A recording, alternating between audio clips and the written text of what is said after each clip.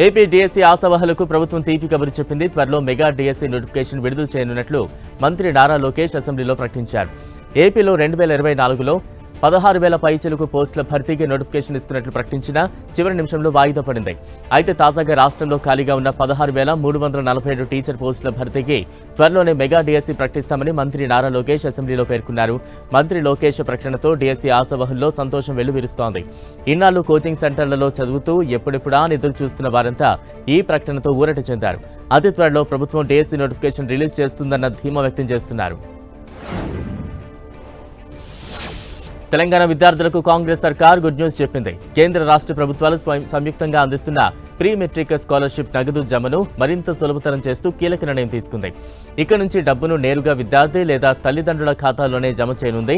ప్రభుత్వ ప్రైవేటు స్కూళ్లలో 9వ తరగతి 10వ తరగతి చదువుతోన్న డే స్కాలర్లకు ఏడాదికి 3,500 రూపాయలు, హాస్టళ్లలో ఉండే వారికి 7,000 రూపాయలు ఇవ్వనున్నారు. అదేవిధంగా మురికివాడలో నివసించే కార్మికుల పిల్లలకు 1వ తరగతి నుంచి 10వ తరగతి వరకు వారికి 3,500, హాస్టళ్లలో ఉంటూ 3వ తరగతి నుంచి 10వ తరగతి చదివే వారికి సంవత్సరానికి 8,000 వారి ఖాతాల్లో జమ చేయనున్నారు. కేంద్ర ప్రభుత్వం, రాష్ట్ర ప్రభుత్వాలు ఎస్సీ, ఎస్టీ, ఓబీసీ, జనరల్, మైనార్టీలు, ఈబీసీ సహా వివిధ వర్గాలకు చెందిన విద్యార్థులకు ప్రీ మెట్రిక్ స్కాలర్షిప్లను అందిస్తూ ఉన్నాయి. 1వ తరగతి నుంచి 10వ తరగతి వరకు పాఠశాల విద్యను అభ్యసిస్తున్న విద్యార్థులకు స్కాలర్షిప్లకు అర్హులు. ప్రీ మెట్రిక్ స్కాలర్షిప్ యొక్క ముఖ్య లక్ష్యం ఆర్థిక సాయం అందజేయడంతో విద్యార్థుల్లో పాఠశాల విద్య స్థాయిని ప్రోత్సహించడం, తద్వారా పాఠశాల డ్రాప్ అవుట్ రేటును తగ్గించడం కేంద్ర రాష్ట్ర ప్రభుత్వాల ప్రధాన ఉద్దేశ్యం. ప్రీ మెట్రిక్ స్కాలర్షిప్ను అందించే రాష్ట్రాల్లో అస్సాం, ఆంధ్రప్రదేశ్, ఢిల్లీ, మహారాష్ట్ర, తెలంగాణ, ఉత్తరాఖండ్, ఉత్తరప్రదేశ్, నాగాలాండ్, త్రిపుర, మణిపూర్ రాష్ట్రాలు ఉన్నాయి. హైదరాబాద్ శ్రీశైలం రహదారికి మహర్దశ పట్టనుంది. 125 కిలోమీటర్ల పొడవుతో ఉన్న ఈ జాతీయ రహదారిలో ఆమ్రాబాద్ పులుల అభయారణ్యం మీదుగా వెళ్లే 62 కిలోమీటర్ల దూరం 2 లేన్ల ఘాట్లతో ఇరుకుగా ఉంటూ వాహనాల రాకపోకలకు ఆటంకాలు కలిగిస్తోంది. ఈ ప్రాంతంలో మలుపుల వల్ల వన్యప్రాణులు కూడా ప్రమాదాల బారిన పడుతున్నాయి.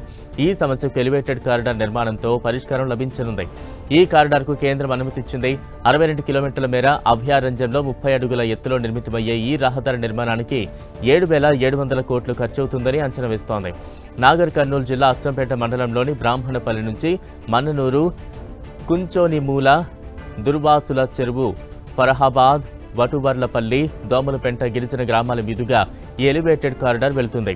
ఈ ప్రాజెక్టులో భాగంగా దోమలపెంట, శ్రీశైలం మధ్య కృష్ణా నదిపై సస్పెన్షన్ బ్రిడ్జిని నిర్మించాల్సి ఉంటుంది. ఈ ప్రాజెక్టు నిర్మాణానికి 370 ఎకరాల భూమి అవసరం పడుతుంది. వన్యప్రాణులకు ఇబ్బందులు లేకుండా, వృక్ష సంపదకు పెద్దగా నష్టం కలగకుండా భూసేకరణకు అధికారులు ప్రణాళికలను సిద్ధం చేస్తున్నారు. ప్రస్తుతం రాత్రి వేళలో అభయారణ్యంలో వాహనాలపై నిషేధం ఉంది. 30 అడుగుల ఎత్తులో ఉండే కారిడార్ వల్ల ఆ నిషేధాన్ని ఎత్తివేయవచ్చు. ఎత్తులో కారిడార్ ఉండటం వల్ల వన్యప్రాణులకు రోడ్డు ప్రమాదాల నుంచి భద్రత కలుగుతుంది. ప్రయాణికులకు Hyderabad metro rail good news చెప్పింది. ప్రయాణికుల సౌకర్యార్థం రవాణా వ్యవస్థను బలోపేతం కోసం మెట్రో స్టేషన్ల నుంచి స్కై వాక్ వంతెనలు అందుబాటులోకి తీసుకురానున్నట్లు ప్రకటించింది. ఈ మేరకు Hyderabad metro MD NVS Reddy కీలక నిర్ణయం తీసుకున్నారు. స్కై వేల నిర్మాణానికి ప్రోత్సహిస్తామని ఆయన తెలిపారు. ఇందులో భాగంగా మెట్రో స్టేషన్లపై నుంచి స్కై వాక్ వంతెనలు అనుమతి ఇవ్వనున్నారు. ఈ ప్లాన్లో భాగంగానే మెట్రో స్టేషన్లపై నుంచి సమీపంలోని ప్రైవేటు వాణిజ్య నివాస సముదాయాలకు స్కై వాక్ను నిర్మించేందుకు ప్రోత్సాహం ఇవ్వాలని మెట్రో ఎండీ నిర్ణయించారు. మెట్రో స్టేషన్ల నుంచి రోడ్డు దాటేలా కూడా పై వంతెనలు ఉపయోగపడతాయని మెట్రో ఎండీ ఎన్వీఎస్ రెడ్డి అభిప్రాయపడ్డారు. HMRL MD NVS Reddy, HMDA metropolitan commissioner Sarfaraz Ahmed అధికారుల సమావేశం జరిపి ఈ నిర్ణయం తీసుకున్నారు. మెట్రో పై వంతెనల ఏర్పాటు ప్రైవేటు భవనాలకు మార్గం ఇవ్వడంతో ఉద్యోగులకు, షాపింగ్ చేసే వారికి సమయం ఆదా అవుతుందని పలువురు అభిప్రాయపడుతున్నారు.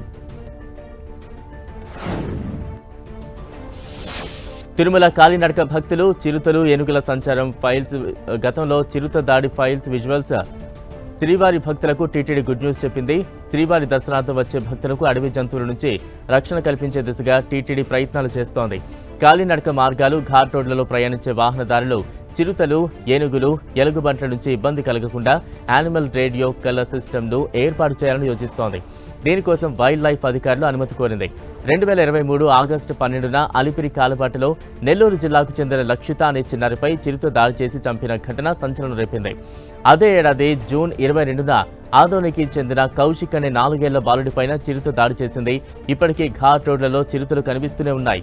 మొదటి ఘాట్లోని 7వ మైలు వద్ద పార్వేట మండపం, శ్రీవారి పాదాల మార్గంలో ఏనుగుల గుంపు కూడా సంచరిస్తున్న క్రమంలో భక్తులు ఆందోళనకు గురవుతున్నారు. టీటీడీ ఎన్ని చర్యలు తీసుకుంటున్నా వన్యమృగాల భయం మాత్రం వెంటాడుతూనే ఉంది. ఈ క్రమంలో రేడియో కలర్ సిస్టమ్ అనే ఆలోచనను వైల్డ్ లైఫ్ అధికారుల ముందుంచింది టీటీడీ. తిరుమల పరిసర ప్రాంతాల్లో సంచరించే చిరుతలు, ఏనుగులు, ఎలుగుబంట్లతో పాటు జింకలకు రేడియో కాలర్ సిస్టమ్ను ఏర్పాటు చేయాలని కోరింది. వీటి ద్వారా ఆయా జంతువులు జనసంచారం సమీపానికి వస్తే వెంటనే అలర్ట్ కావడానికి వీలుంటుందనే అభిప్రాయాన్ని టీటీడీ ఫారెస్ట్ అధికారులు వ్యక్తపరిచారు. ఇప్పటికే దేశంలోని పలు ప్రాంతాల్లో అనుసరిస్తున్న ఈ విధానాన్ని తిరుమలలోనూ అమలు చేసేందుకు వైల్డ్ లైఫ్ అధికారులు కూడా సానుకూలంగా స్పందించినట్టు తెలిపింది. వైల్డ్ లైఫ్ అధికారుల నుంచి అనుమతి వస్తే తొలుత జంతువులను ట్రాక్ చేసి పట్టుకుంటారు. ఆ తర్వాత సిమ్తో కూడిన రేడియో కాలర్ పరికరాన్ని ఆయా జంతువులకు అమర్చుతారు. తిరుమలలో ప్రత్యేకంగా ఓ విభాగాన్ని ఏర్పాటు చేసి ఎప్పటికప్పుడు శాటిలైట్ ద్వారా వచ్చే సిగ్నల్స్ ఆధారంగా జంతువుల కదలికలను పర్యవేక్షిస్తారు. ఒకవేళ అవి భక్తులకు సమీపానికి వస్తే వెంటనే అప్రమత్తం చేయడంతో పాటు వాటిని అడవిలోకి తరిమేలా చర్యలు తీసుకుంటారు.